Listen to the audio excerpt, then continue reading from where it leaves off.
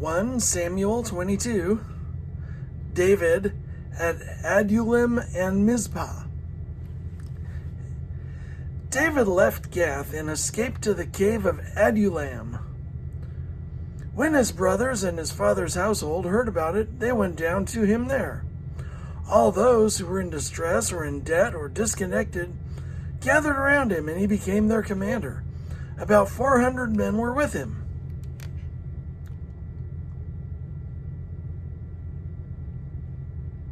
All those who were in distress or in debt or discontented gathered around him, and he became their commander. About 400 men were with him. From there, David went to Mizpah in Moab and said to the king of Moab, "Would you let my father and mother come and stay with you until I learn what God will do for me?" So he left them with the king of Moab, and they stayed with him as long as David was in the stronghold. But the prophet Gad said to David, "Do not stay in the stronghold. Go into the land of Judah." So David left and went to the forest of Hereth. Saul kills the priests of Nob. Now Saul heard that David and his men had been discovered, and Saul was seated spear in hand under the tamarisk tree on the hill at Gibeah, with all his officials standing at his side. He said to them, "Listen, men of Benjamin. Will the son of Jesse give all of you fields and vineyards? Will he make all of you commanders of thousands and commanders of hundreds? Is that why you have all conspired against me? No one tells me when my son makes a covenant with the son of Jesse. None of you is concerned about me or tells me that my son has incited my servants to lie in wait for me as he does today. Has incited my servant to lie in wait for me as he does today." But Doeg the Edomite, who was standing with Saul's officials, said, "I saw the son of Jesse come to Ahimelech, son of Ahitub, at Nob. Ahimelech inquired of the Lord for him. He also gave him provisions and the sword of Goliath the Philistine."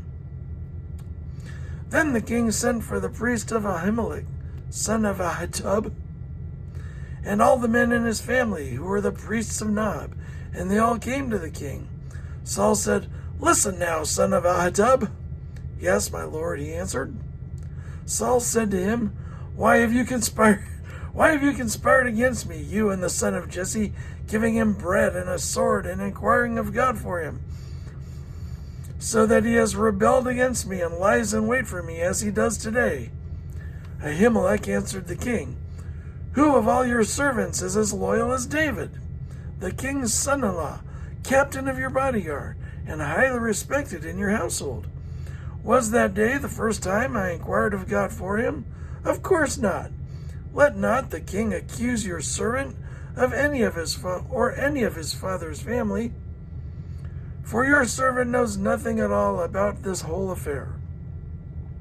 But the king said, "You will surely die, Ahimelech, you and your whole family." Then the king ordered the guards at his side, "Turn and kill the priests of the Lord, because they too have sided with David." Turn and kill the priests of the Lord, because they too have sided with David. They knew he was fleeing, yet they did not tell me. But the king's officials were unwilling to raise a hand to strike the priests of the Lord. The king then ordered Doeg, "You, turn and strike down the priests." So Doeg the Edomite turned and struck them down. That day, he's a shepherd, isn't he? That day he killed 85 men who wore the linen ephod. He also put to the sword Nob, the town of the priests. He also put to the sword Nob, the town of the priests, with its men and women, its children and infants, and its cattle, donkeys, and sheep. Even the donkeys. But one son of Ahimelech, son of Ahitub, named Abiathar, escaped and fled to join David. He told David that Saul had killed the priests of the Lord. Then David said to Abiathar, that day when Doeg the Edomite was there, I knew he would be sure to tell Saul. I am responsible for the death of your whole family. Stay with me. Don't be afraid. The man who wants to kill you is trying to kill me too. You will be safe with me."